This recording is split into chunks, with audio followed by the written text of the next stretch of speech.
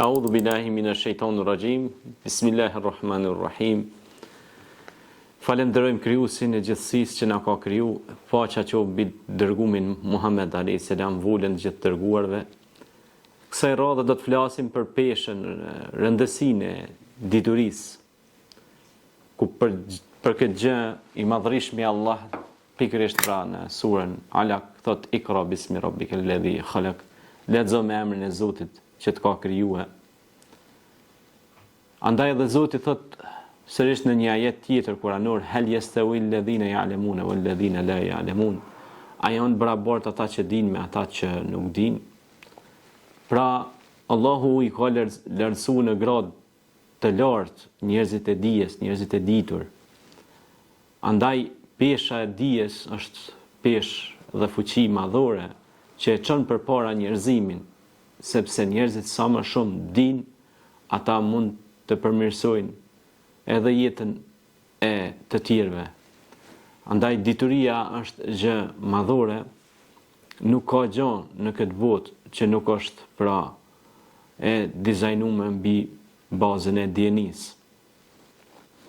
Edhe një autovetur pra që është e bërë nga inxhinierët ose mekanikët e inxhinierisë mekanike është ndërtuar duke e pas ata dijen dhe kanë vizatuar dhe konstruktuar. Po kush ja dha mendjen këtyne? Pra mendjen ja u dha Zoti, krijuesi i gjithësisë. Prandaj dituria, siç tha dhe Zoti në Kur'an, nuk janë të barabartë ata që dinë me ata që nuk dinë. Dituria është dije mbi këtë botë, por edhe dije mbi botën tjetër. Prandaj dituria është gjë e humbur e besimtarit. Pra ku do ta gjej atë, le ta marr atë. Pra ta kërkoj atë. Çdo ditë njeriu duhet të lexojë qoftë një faqe ose dy faqe në ditë dhe ta ushqejë trurin e tij me dituri.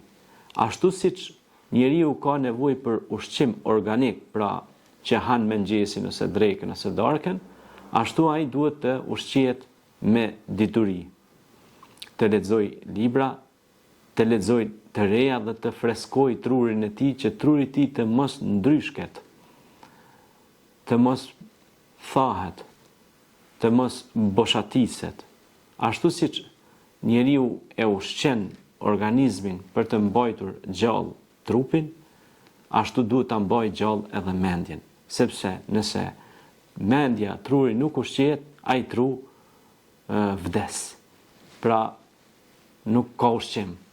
Kështu që ai duhet të ushqehet me dijeni dhe ai pra kur e ushqen çdo njeri që ushqen trurin me dije, ai është më i kthjellët, është më i dobishëm për shoqërinë.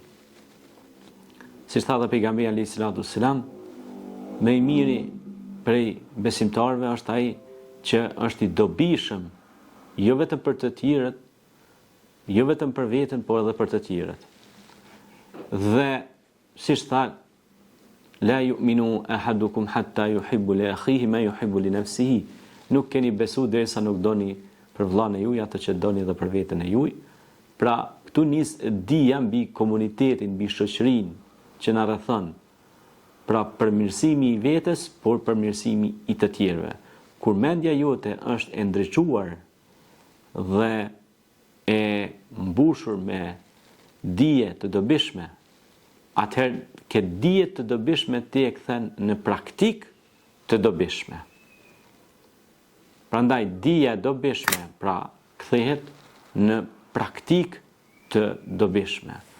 Prandaj Zoti i ka lartësuar ata që janë të ditur dhe Kurani flet vazhdimisht për njerëzit e dijes. Shpesh i përmend ata si ulil albab, të zotët posjeduesit e mendjeve, thelbi i tyre, po, se ajka e njerëzve të ditur, por Zoti thot në Kur'an, innama yakhsha an-nasi lil ibadi el ulema. Më shumë të frikën Zotit ja kanë njerëz e ditur, sepse ata janë të informuar dhe nuk bëjnë pra gjëra pa u rekomanduar në fjalën e drejtë, në punën e drejtë. Ata i rekomandojnë edhe të tjerët, pra njerëzit e ditur, i rekomandojnë dhe i këshillojnë vazhdimisht të tjerët që të ecin rrugës së drejtë dhe rrugës së duhur. Prandaj pesha dhe rëndësia e diturisë e çon përpara qytetërimin, e çon përpara njerëzimin dhe ndërton një shoqëri vlerash. Ndërton pra një komunitet me vlera. Ashtu siç ishin po t'i marrim shembull edhe hoxhallarët tanë të nderuar si Hoxh Hasan Tahsini, Hafiz Ali Korça, Ibrahim Dalliu, Hoxh Kadri Prishtina e shumë dietarë të tjerë që kanë lënë institucione shumë të mëdha. Hasan Tahsini, ndërtues i Universitetit Modern, po ashtu Hafiz Ali Korça la shumë shkolla dhe institucione mrapa në gjuhën shqipe që ne sot i trashëgojmë.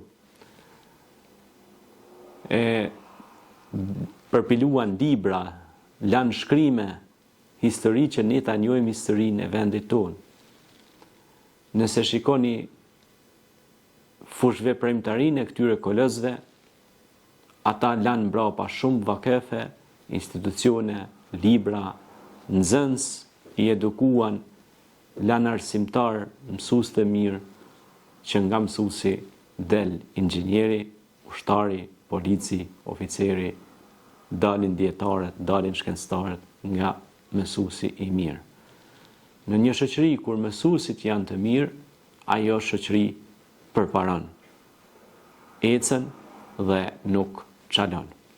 Prandaj dhe Zoti tha në Kur'an vazhdimisht na thot në mënyrë urdhërore, lexo, lexo, lexo. Prandaj njeriu që është i lexuar, njeriu që është i ndritur, që pra lexon, mediton, vepron, ai është njeri i zhvilluar, pra është njeri që e çon të mirën përpara. Ju jeni umeti më i mirë që thrisni në të mirën dhe ndaloni nga e keqja. Dhe keqja më e madhe për njerëzimin është padituria ose ndryshe ignoranca. Zakonisht shoqëritë të cilat kanë dështuar në histori, nëse marrim shembull historinë e njerëzimit, janë ato shoqëri që kanë qenë të padijshme, pra nuk kanë pas nivel të lartë të diturisë dhe kanë stagnuar, kurse shoqëritë që kanë qenë të mençura, edhe pse ndoshta kanë pas popullat më të vogël, ato i kanë dhënë njerëzimit zbulime shumë të mëdha. Marrim shembull zbulimin e rrymes elektrike, poçit elektrik. Marrim shembull zbulimin e anijeve, hartave gjeografike, e busullave, shumë gjëra tjera, makinave, motorëve, kështu me radhë, shumë gjëra tjera të cilat sot i shërbejnë njerëzimit, po në të njëjtën kohë i shërbejnë edhe qetësisë edhe besimit anës shpirtërore. Sepse ti për shembull është dashur ndoshta 5 orë të shkosh në xhaminë e fshatit ku e ke këmbë, tash mund të shkosh me vetur për një kohë shumë të shkurtër, për rreth 15-20 minuta. Pra janë lehtësu shumë gjërat dhe po lehtësohen shumë gjërat nga zhvillimi, nga dituria, teknologjia e kështu me radhë. Gjitha këto nëse i përdorim për mirësi, për dobi të njerëzimit dhe të njerëzve, se vetë jemi njerëz, atëherë shoqëria do të shkojë përpara drejt të mirës. Andaj dituria ka një peshë shumë të madhe.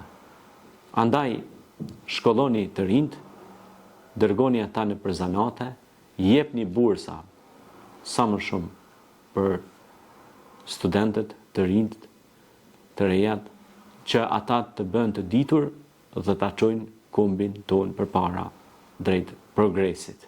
Sa më shumë njerëz të ditur kemi në mesin tonë, shoqëria jonë do të përparon, do të ndërton pra kuadro me vlera dhe institucione me vlera. Sa më shumë kuadrot me vlera edukative, adletare, e kështu me radhë, kemi në mesin tonë, aq më mirë do të përparojmë si adlej dhe si kom në tërësi. Është koha të veprojmë me vepra të mira, t'i lëmë me njën përçarjet dhe ndasit, të jemi më shumë afër librarive.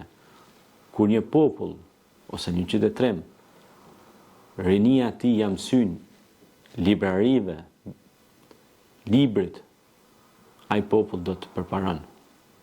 Por kur një popull, kur e sheh rinin e ti që humb kohën në për qërsokake pa krye, në për rrugë pa rrugë, atëherë ai popull është i prirur të humbas, të asimilohet.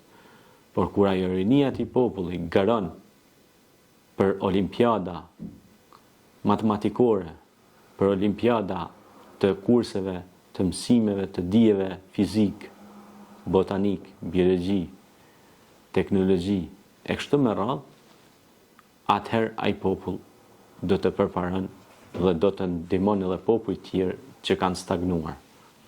Prandaj, ne i bëjmë apel gjithë të rive që të fillojnë çdo javë të lexojnë kanë libër dhe të përparojnë dhe të ecin përpara dhe mos ta lënë trurin e tyre të myket, të kalbet, të ndryshket. Dhe kështu krijuesi do të na ndihmojë, por dhe ne do të ndihmojmë krijesat dhe do të bëhemi krijesat të ndërgjegjësuara që do të implementojnë përpara progres dhe vetëm progres dhe të mira për veten, për komunitetin dhe njerëzit në përgjithësi. Në një vend që shehni që të rinjt lexojnë dhe janë me libra në duar, ai vend ka të ardhme.